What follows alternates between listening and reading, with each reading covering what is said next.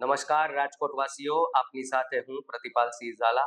મહાનગરપાલિકા દ્વારા કાલાવર રોડ પર આવેલા શ્રીરામ બ્રિજની ખાલી જગ્યાનો સદુપયોગ કરી નાગરિકોના સ્વાસ્થ્ય અને સુખાકારી માટે અદ્યતન સ્પોર્ટ્સ ઝોન તૈયાર કરાયો છે.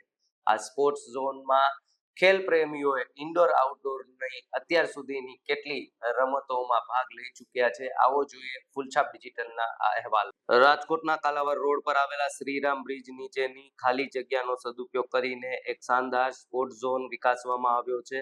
અહીં ખેલ પ્રેમીઓ માટે બોક્સ ક્રિકેટ, સ્કેટિંગ, પિકલબોલથી લઈ ચેસ, કેરમ, પૂલ અને એર હોકી જેવી આધુનિક ઇન્ડોર ગેમ્સની સુવિધાઓ ઉપલબ્ધ કરાવાઈ છે.